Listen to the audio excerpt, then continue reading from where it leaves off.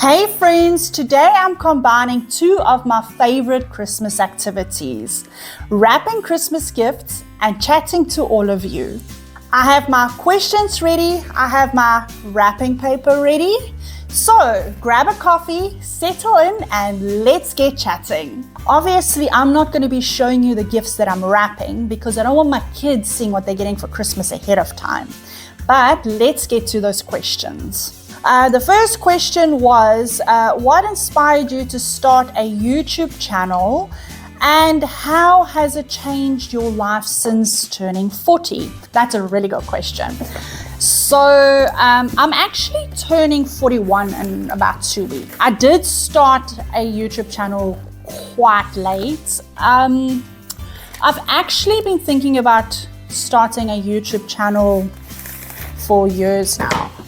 But I never started because I was always sort of afraid. I wasn't confident. I was worried that I wasn't able to, go on camera and make content. And I always thought that I wasn't creative enough to actually make good content. And quite frankly, I don't even know if I'm making good content now. But I started a YouTube channel because, as you know, we've been living in Hungary for about 5 years. My husband did a lot of international work. So we decided very early on that we need to have at least one parent at home full time. So obviously that would have been me. And because of that, I didn't have a full-time job. And I'm pretty grateful for having the opportunity to stay at home with my kids all the time. But now my kids have grown up. I've got a 13-year-old and a 17-year-old, and they don't need me as much as they used to. So I needed something to keep myself busy. And we live in a foreign country, and we are here on a family reunification visa, which means my husband has to work my husband has a work visa, and we can't work, or I can't work here because I don't have a work visa. So I thought, okay, well, I just need something to keep myself busy. So I started a YouTube channel. Like I said, I've been thinking about it for a very long time, but I just didn't have the courage to do it. And then this year I just decided, you know what, I'm 40 and I can't wait any longer. I can't be doing a YouTube channel at 50 years old. It's going to look ridiculous if I haven't, at least tried it out before that. So I just started and it's been great. The community that I've started building here is it's amazing. But yeah, so that's kind of why I started a YouTube channel, just to keep myself busy, because otherwise I sit here doing basically nothing all day. We out here alone, so I don't have any friends because I don't really speak the language. And I think that's kind of it. So the second question here is, what is the biggest challenge in moving to Hungary and what's your favorite thing about living here? All right, so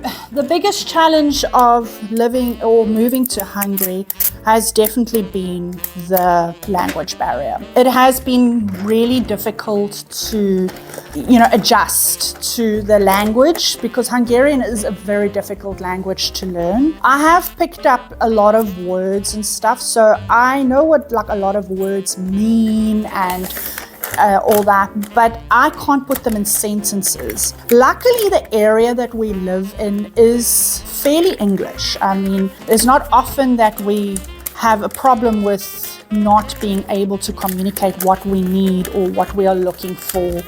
And we have found ways around the language barrier in a lot of situations as well. But yeah, my biggest challenge, I would say, is the language barrier. And then, of course, my favorite thing about living in Hungary is it's a beautiful country. The people they tend to be quite friendly here, especially the younger generation.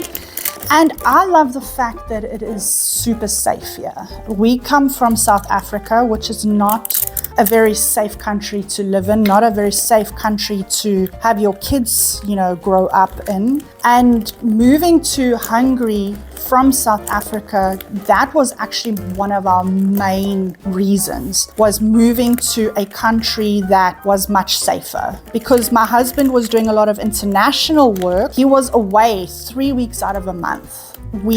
myself and the kids, we were essentially alone in South Africa 3 weeks a month. And my husband was always worried that something may happen to me or to the kids, and he could never relax. And because of that, we decided we needed to look for a different option. And we initially moved to China because of the connections that my husband's made because of his job. We had an opportunity come up where he could go and work for a startup company in China. And when we got there, we were there for 1.5 years. Things were going okay, but the startup company didn't do as well as they initially thought it would.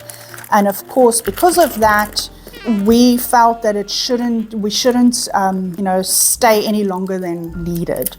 And again, because of the connections my husband made because of his job, we had an opportunity come up here in Hungary. So we went back to SA for a few months while we were sorting out the logistics, and then off we came to Hungary, and we've been here ever since. And like I said, we love it. It's safe here. My kids can go to school by themselves and they can go out, and I don't have to worry that they're not going to come home for some reason. So yeah, that was a long-winded answer. Hey, first gift is wrapped. Next question is, if you could live in any other country besides Hungary, where would it be and why? Wow, that's a difficult one. I did absolutely love living in China, and I think if I had the opportunity to, I would go back to China.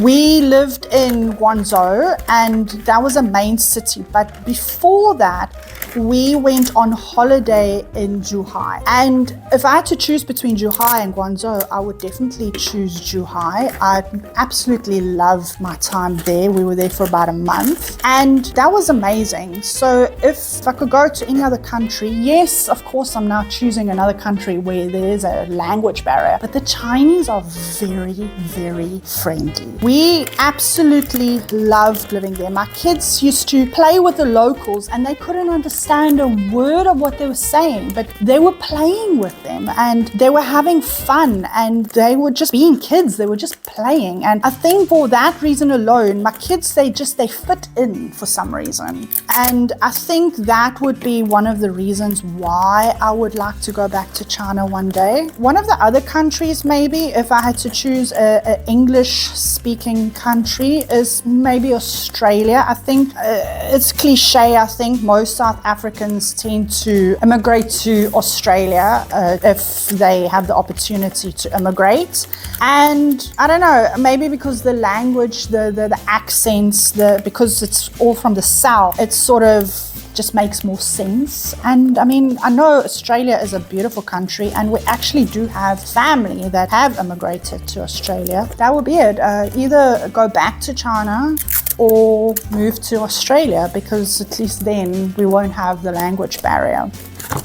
We have another gift wrapped. See, what's the next question? What's one unique treat or product that you think everyone should try from Hungary? Honestly, I haven't tried a ton of Hungarian products and foods and treats and stuff. I should, and I am actually planning a video in the new year where I try a lot of their traditional food. But up until now, I mean, we've had goulash and we've had their local stuff, but I don't think anything traditionally to Hungary. I mean, we kind of basic people, and we kind of like what we like, and we always go back to, stuff that's the closest related to our culture, to stuff we were able to find in South Africa and stuff like that. I have tried their langosh, which is like a very large fried bread, and they slather it with sour cream and with grated cheese, and they can put other toppings on it as well. And that, I think, is the one thing that I have basically tried, which I did really, really love. It really reminds me of a fried bread that we used to make in South Africa called festive. fake cook, and I think because of that reason alone I loved it, because obviously I love fake cook. But other than that, like I say, I haven't really tried a ton of their products, but I do plan on doing that in the new year. So yeah, I mean, stay tuned and you might find a different answer to that question a little later on next year. So next up, the question was, how do you stay on budget while planning for Christmas gifts and stockings for the whole family? So living in Hungary has posed a challenge. The cost of living here, although not the most expensive in Europe, it's quite expensive for a South African. Because we are on a work permit and a family reunification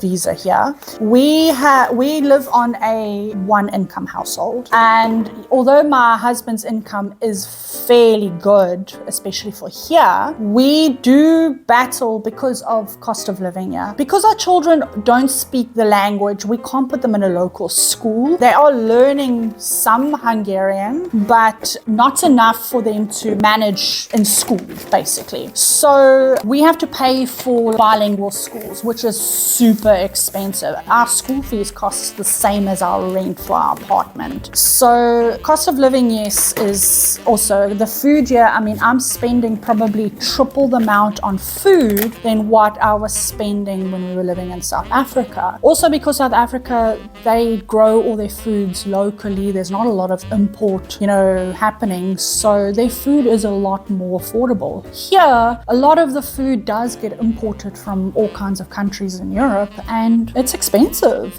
Like I say, I spend 3 times more on food here, on groceries, basic groceries, than I did in South Africa. So budgeting for Christmas and stockings and all that stuff, we've had to learn from an early stage after moving here that we have to, every month leading up to Christmas, we had to put money away for it. Because if we didn't put money away for it and we got to Christmas, we wouldn't have a Christmas. The money that we've been putting away every month, even sometimes like this year specifically, because prices have blown up so much, we actually fell short on the money that we've been putting away every month, and we have had to pay an extra money to cover Christmas. But now we know for next year that we need to put in a little bit more than what we did this year every month. That's how we manage budgeting for Christmas here, is by putting money away every month leading up to Christmas so that we can afford to have a good full Christmas every year. I hope that answers that. And the next question would be, what's been the most surprising or rewarding thing about creating content on YouTube? Wow, okay. Surprising is the fact that I'm actually managing to come up with video ideas. One of the reasons I was so skeptical about starting a YouTube channel was I never thought that I would be able to come up with enough ideas to post a video a week. And in the beginning I thought, I couldn't think of what I needed to do. And then I put up the first video and it went okay. And then I put up another video. And by the 3rd or 4th video, I couldn't sleep at night. I lay awake at night, most nights, because my brain just won't shut down, because all the ideas are just flowing. Like, I can do this video and I can do that video, and I need to do that video, and so on and so forth. And it never stops. I don't think I've had a good night's sleep in 2 months. Because the minute my head hits that pillow, the ideas start flowing. And I mean, it's great, obviously, because now I have content for you guys to watch, but I'm not getting any sleep at this point because of that, which I'm not complaining about. I'm hoping that eventually, once the rush of having a YouTube channel wears off, it would become easier to sleep at night. But yeah, I mean, that was my biggest challenge, was making sure that I have content. My biggest surprise since starting a YouTube channel would be the fact that I've gotten so comfortable in front of the camera. My first couple of videos, I actually had to write scripts because I sat down in front of the video and I had a blank. I didn't know what to say. And unfortunately, because I was writing scripts, my first couple of videos, they seemed very robotic because I learned the script and I sounded like I was just rehearsing something. And I'd like a couple of videos and I decided, you know what, I have to start winging it because my videos, they don't seem natural. And because they don't seem natural, it's not going to do well. So I started winging it, and the first few videos after starting to wing it, I thought they didn't seem very good, and I was worried that because I had to cut so much out and I had to do so much editing to make it look like something someone would watch, I was very concerned. But then people started liking the videos, and I thought, okay, well, if they like the videos, then they must in fact like my content. And I just carried on. And the more I did it, the more comfortable I became in front of the camera. And here I am, winging it as we go. Every single video, I'm basically winging my script because it's working for me. So yeah, I think that would be my surprise. Well, the biggest surprise is that I have, in such a short amount of time, become so comfortable in front of the camera, so confident in front of the camera. Okay, so the next one was, how do you balance the festive chaos of the holidays with creating content and personal downtime? So honestly, I don't get any time off at the moment. Because I'm not doing Vlogmas. I am filming an Advent unboxing every single day as a short, so you guys can go and watch that if you are interested. We're doing Advent calendars from Cafe HU, which is a coffee company here in Hungary, and we are doing a healthy snack Advent calendar from Mixit here in Hungary, and both of them are wonderful Advent calendars. We're enjoying it so much, but I'm filming that every day, and then I'm editing that every day, and I'm putting that up every day. And I mean, even though it's just a 3-minute short, it's a lot of work. It's still a lot of filming and a lot of getting ready and all that stuff. I mean, I'm not someone who loves putting on makeup, and I have to put on makeup every single day just to go on camera. So it's that, and because it's Christmas, I've tried to put out more than one video a week. So most weeks I've been putting up a video every Friday, and then there has been a couple of weeks that I've also put up a video on the Wednesday. So I'm trying to film more than one video a week. And it's challenging between trying to create the content, editing the content, getting it up and scheduled, as well as keeping my house clean, my kids fed and clothed and happy, and my husband fed and clothed and happy. It's a lot. I don't feel like I'm getting a lot of time off right now, and I'm okay with that for now. Like I said, I'm not filming Vlogmas this year, and I may actually try my hand at it next year. I felt like this year was a little soon for me to try and do Vlogmas. That's how I think I'm not getting any time off. I'm not doing well at balancing it, but every day I do learn to do a little bit better. Obviously, also it being Christmas time, it's cookie season, so I have to bake a bunch of cookies so we can hand out cookies to teachers and stuff like that. And that's kind of been falling on the back burner. We've got about a week and a half left of school, and I haven't even started with the cookies yet. It's still good. It's still very rewarding. Then what's the next one? Okay. Do I prefer giving practical gifts or fun surprises? What's your strategy for choosing gifts? So we have a WhatsApp family group, and what we do is we tell the children to put their Christmas lists over there every year, and then we sort of work off that list, but also buy stuff that we feel like we need to give the kids. I do tend to get more practical stuff, and then one or two things that they want from their lists. My kids are really easy to please. My kids are sort of in the position where they tend to get what they want and what they need when they want and need it. So when Christmas comes around, they don't really have a lot on their list because they don't need a ton of stuff, and they don't want for a lot of stuff because they basically have everything they need. So that in itself makes Christmas a little bit difficult, but my kids are always happy with what they get. Like I say, they are very easy to please. Other than that, there's no real strategy. All right, we're on the last question. What advice would you give to someone starting their YouTube journey so late enough, or as late enough as I did? Okay, so 40 and up. The advice I would give is just do it. You may not feel like you are comfortable in front of the camera, and it may take some time to build the confidence to be in front of the camera. I mean, I still have issues where I made the decision that I am not going to buy expensive equipment unless I start making money. And of course, I'm not monetized yet, but I said that I wasn't going to buy new equipment, and I've been filming with the equipment that I had, and I'm doing just fine, I think. The equipment that I have bought was the equipment that I needed. That's fine, and that was a mic and a camera and a tripod. But I didn't buy the most expensive stuff. I bought the affordable stuff, the stuff that would get the job done. And one of the reasons I initially didn't want to start, because I always say, oh, I don't have the equipment, so the videos are not going to look good. But you know what? I worked through it, and I just started. And that's the advice I would give anyone at my age, is just do it. Just start and feel around and see how you feel when you're filming and when you're editing and all that. And this has sort of become a hobby for me. I mean, it's also a full-time job because I am busy all day, every day. If I'm not filming, I'm researching or preparing for filming or editing, and it does take a lot out of my day. But I enjoy it. I mean, I love being busy. It gives me purpose, you know, it gives me a reason to want to wake up in the morning. Because beforehand, I was sort of slipping into like a depression because I was sitting watching YouTube every day instead of doing something about it, instead of making videos. And now that I'm making videos and I'm busy all day making videos, researching videos, putting them up, putting them out into the world, I feel like I'm accomplished, you know, I'm doing something with my life.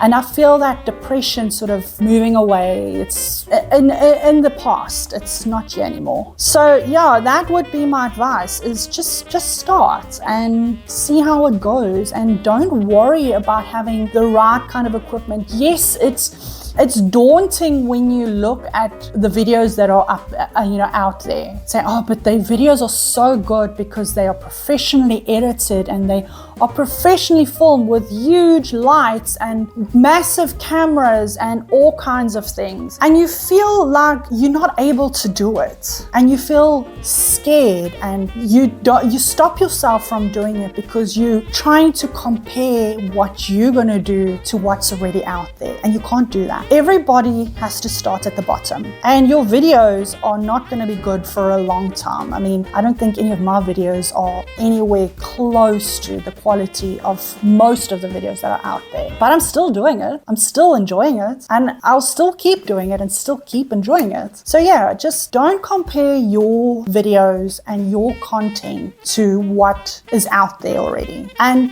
stay true to yourself and make the content that you want to make, and just enjoy it and be happy and enjoy what you're doing. Wow, I think I've rambled way too long, so I think I'm going to end it here. I actually did a lot more talking than rapping, but I hope you enjoyed this video. I hope you enjoyed chatting with me. I would love it if you would leave a comment and tell me how you felt. Maybe ask a couple more questions and we might do a follow-up on this video. And if you can, like this video, subscribe to my channel, hit that notification bell, and I'll see you in the next one. Merry Christmas. Bye.